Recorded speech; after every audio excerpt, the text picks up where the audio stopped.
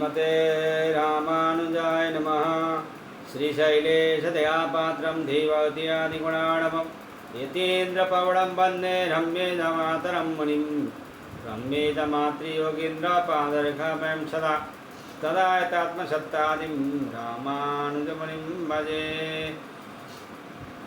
लक्ष्मीनाथसमारम्भं नाथयामुनमध्यमाम् अस्मदाचार्यपर्यन्तां वन्दे गुरुपरम्पराम्।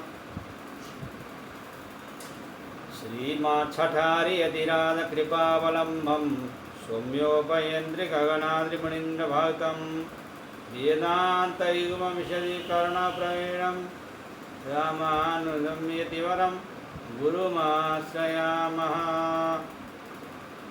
श्रीमद्काश्यपवंशमध्यगगने श्रीचन्द्रवद्भाषितं श्रीमद्वेङ्कटनाथसेवनरतं बाणाचलोपासकं श्रीमधुसूदनार्यकृपया सम्प्राप्य मन्त्रादिकं वन्देऽहं बुधवर्यं माधवगुरोः पादारविन्दं सदा।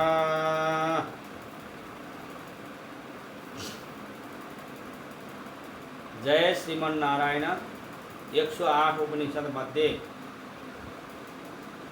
शांडिल्योपनिषद समाप्त करके अब हम लोग पैंगलोपनिषद में प्रवेश करने वाले हैं। आप लोग ध्यान देकर सुनिएगा। जय श्रीमन्नारायण। पहले इसका परिचय दे देंगे, फिर उसके बाद सत्संग शुरू होगा। जय श्रीमन्नारायण। हाँ, शुक्ल यजुर्वेदीय इस उपनिषद में 4 अध्याय हैं।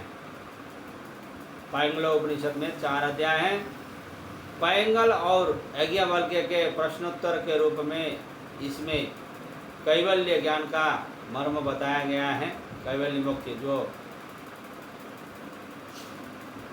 सालोक्य, सामीप्य, सारूप्य, सृष्टि, सायुज्य और कैवल्य मोक्ष, ये 6 मोक्ष शास्त्रों में वेदों ने बताया गया है। तो उसमें से सालोक्य, सामीप्य, सारूप्य, सृष्टि, ये 4 वैष्णवों को मिलता है। सायुज्य और कैवल्य मोक्ष, सायुज्य भी वैष्णव लोगों को भी मिल सकता है, सायुज्य चाहने वाले के लिए। और एक होता है कैवल्य मोक्ष।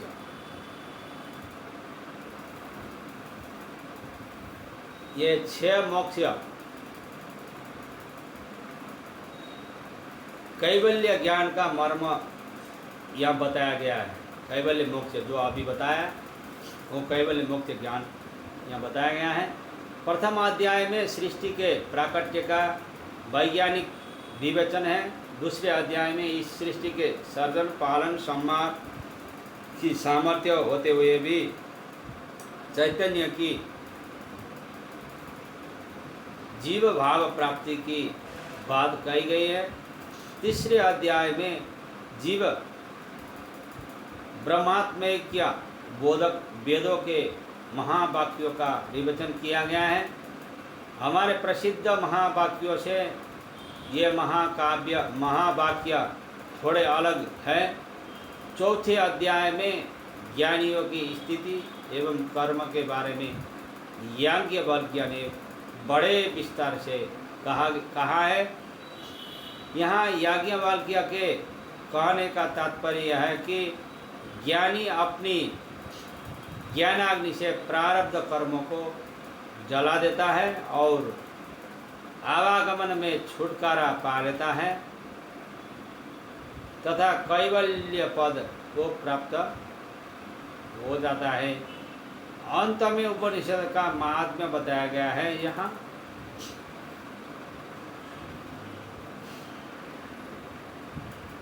ओम पूर्णमदः पूर्णमिदं पूर्णात् पूर्णमुदच्यते पूर्णमुदच्यते पूर्णस्य पूर्णमादाय पूर्णमेवावशिष्यते। ओम शांति शांति शांति।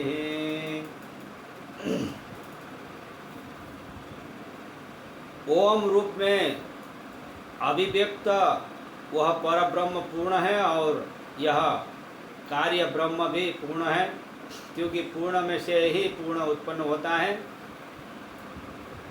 पूर्ण में से पूर्ण निकालने पर भी पूर्ण हो जाता है, एवं प्रलय के समय पूर्ण का कार्य ब्रह्म का पूर्णत्व लेकर अर्थात स्वयं के भीतर समाकर पूर्ण पर ब्रह्म ही शेष रह जाता है। पूर्ण से पूर्ण निकालने पर भी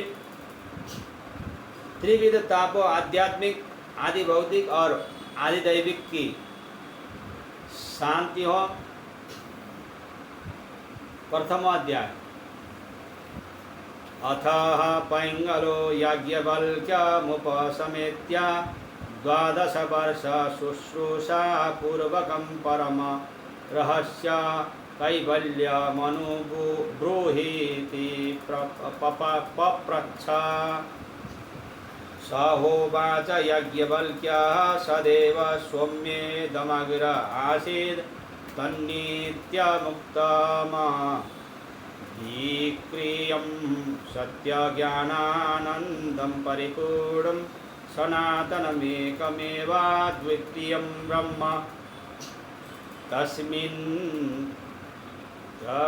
तस्मिन् मरुशुक्तिकास्थाणो स्फटिकादौ जलरोप्य पुरुषरेखादि बल्लोहे तत्शुक्लकृष्णगुणमयी गुणसाम्य निर्वाच्य मूलप्रकृतिरासीत् तत्प्रतिबिम्बितं यत्तद् साक्षी चैतन्यमासीत्।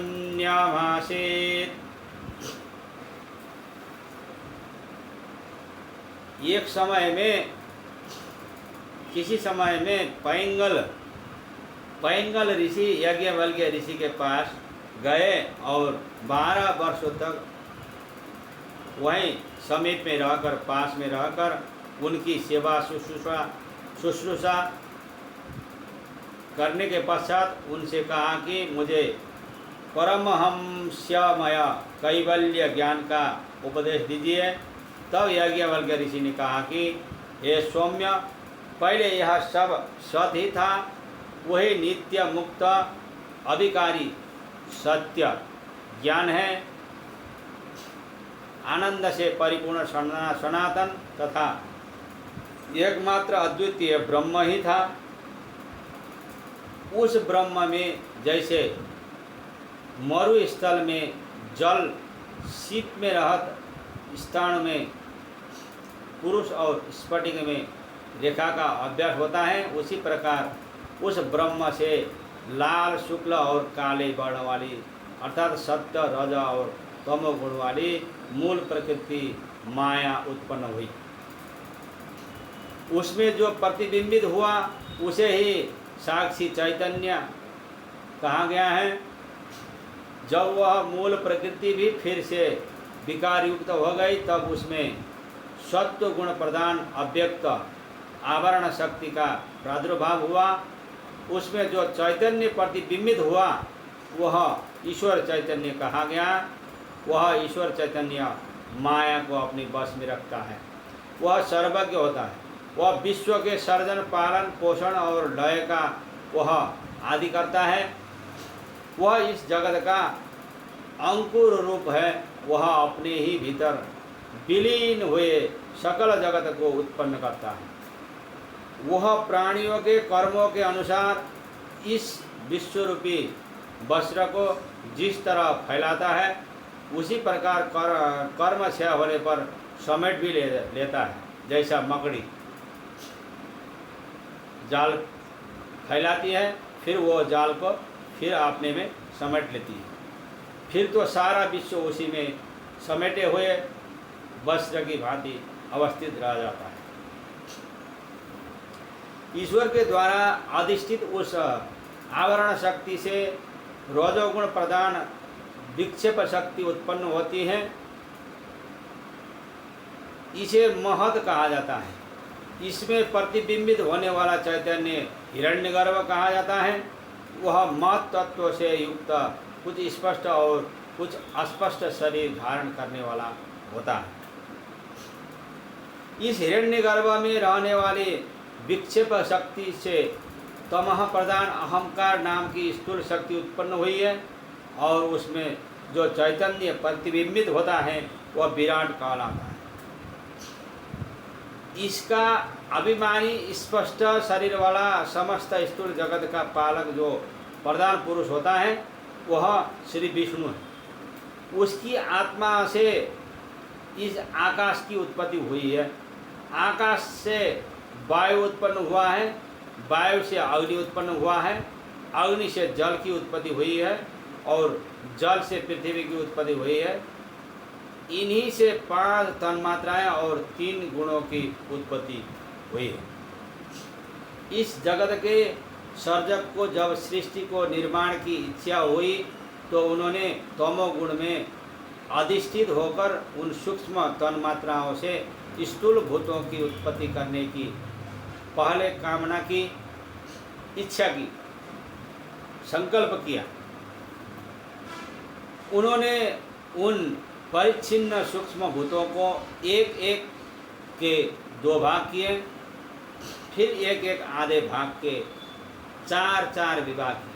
फिर पहला जो आधा भाग प्रत्येक भूतों का था उसमें उस तत्व से पृथक तत्व वाले अन्य तत्वों के अष्टमांश भागों को मिलाकर सबका पंजीकरण कर दिया। इसके बाद इन पंचीकृत भूतों से अनंत कोटि ब्रह्मांडों की रचना की। फिर उनके योग्य 14 भुवन बनाए, 7 नीचे की ओर, 7 ऊपर की ओर। उन भुवनों के योग्य स्थूल शरीरों का निर्माण किया।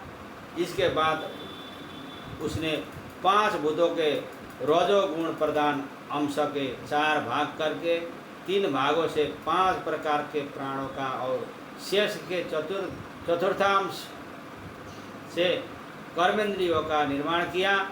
इसी प्रकार उसने उन 5 भूतों के तत्वांश के भी 4 विभाग करके इसके 3 भागों से 5 वृत्त्यात्मक अंतःकरण को बनाया और शेष बचे चतुर्थांश से ज्ञानेंद्रियों का निर्माण किया।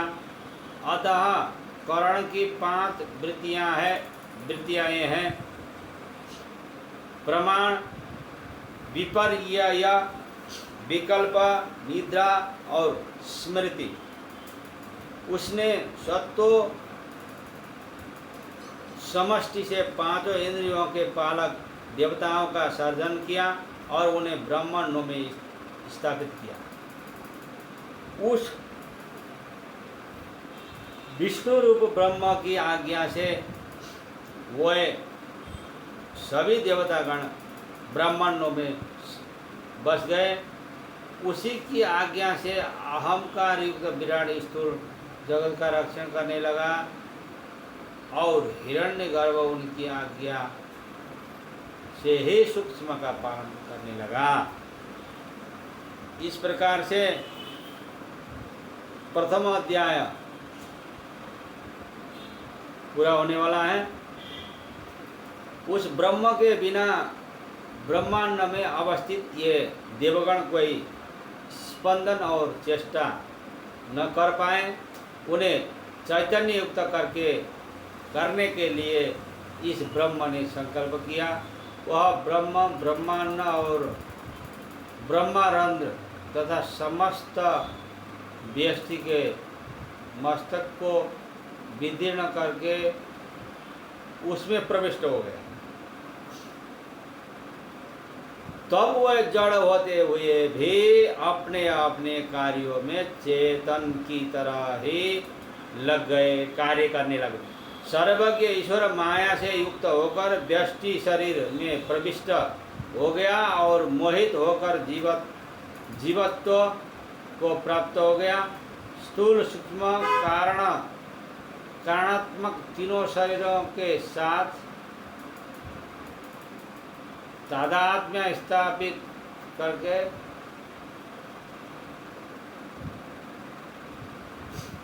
कर्तृत्व और भोक्तृत्व का अनुभव करने लगा। जागृत स्वप्न सुषुप्ति मूर्छा आदि स्थितियों से युक्त होकर मरण धर्म को प्राप्त करके वह घटी यंत्र के समान चंचल होकर उत्पन्न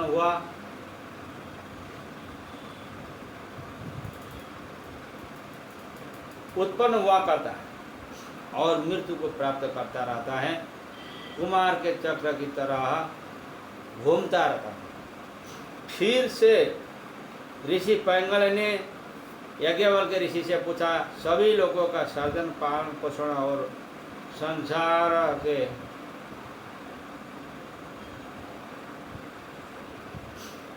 संहार करने वाले व्यापक ईश्वर ने भी जीवत्व कैसे प्राप्त किया? तब यज्ञवल्क्य ऋषि ने कहा, मैं स्थूल सूक्ष्म और कारण शरीरों की उत्पत्ति बताकर यह तुम्हें विवेचन करके बता रहा हूँ, उसे सावधान होकर एकाग्र से सुनो। ईश्वर ने पंचीकृत भूतों के अंशों को लेकर व्यष्टि और समष्टि के स्थूल शरीरों का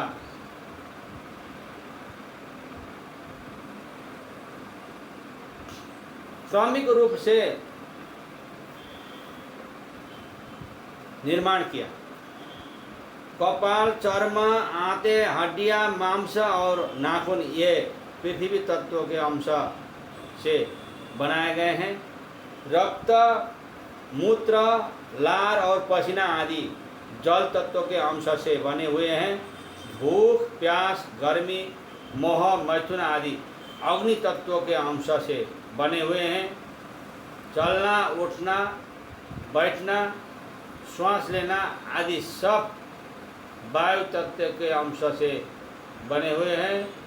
काम, क्रोध आदि आकाश तत्व के अंश से बने हुए हैं। आदि सब वायु तत्व के अंश से बने हुए हैं। चलना, उठना, बैठना, श्वास लेना आदि सब वायु तत्व के अंश से बने हुए। काम, क्रोध आदि आकाश तत्व के अंश से बन गए हैं।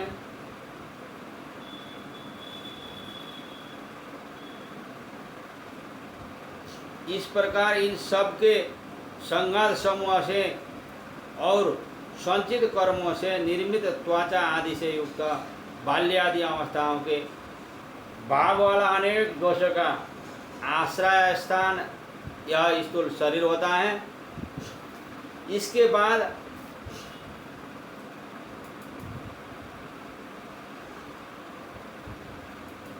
अपंचीकृत महाभूतों के रजोगुणांश के 3 भागों को एकत्रित करके प्राण को उत्पन्न किया गया। प्राण, अपान, व्यान, समान और उदान ये 5 प्राण है।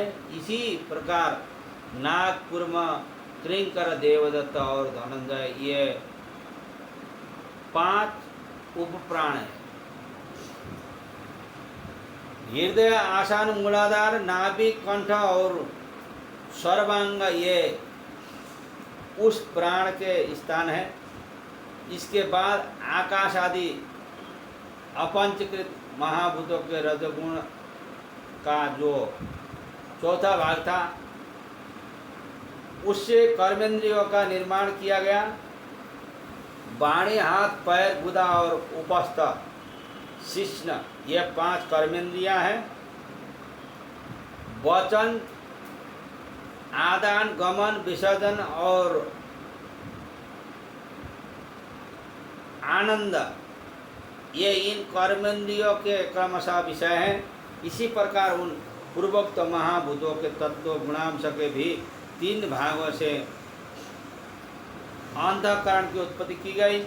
अंतःकरण में मन, बुद्धि, चित्त, अहंकार और उनकी वृत्तियां शामिल हैं।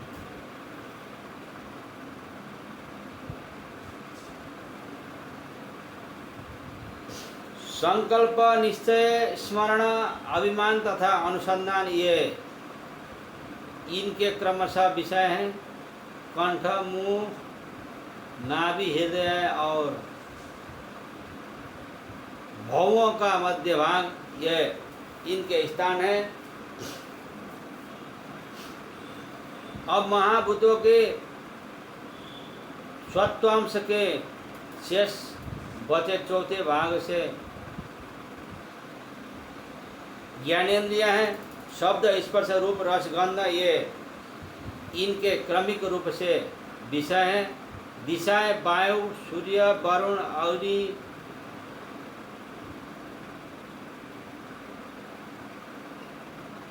अश्विनी कुमार, इंद्र, उपेंद्र, मृत्युदेव एवं चंद्र, विष्णु, ब्रह्मा और शिव के सभी देवगण इन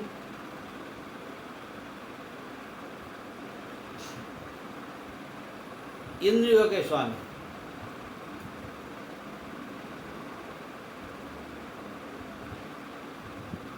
अब इसके बाद अन्नमय, प्राणमय, मनोमय, विज्ञानमय और आनंदमय ये 5 कोष होते हैं। अन्नमय कोष उसे कहा जाता है जो अन्न रस से उत्पन्न होता है। अन्न रस से ही अभिवृद्धि को प्राप्त करता है।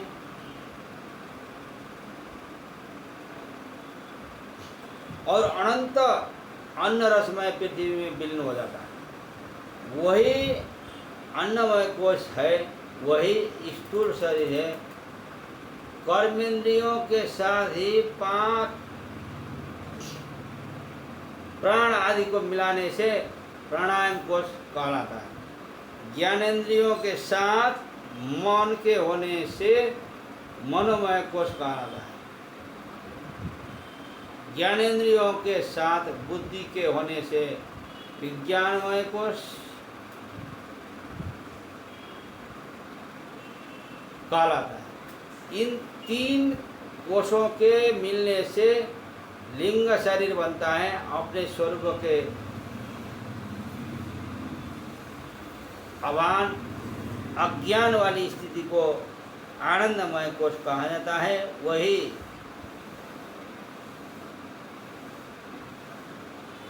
इसी को कारण शरीर कहा जाता है। इसी को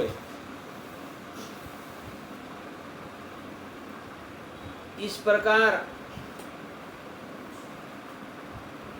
हम लोगों ने पैंगलो उपनिषद का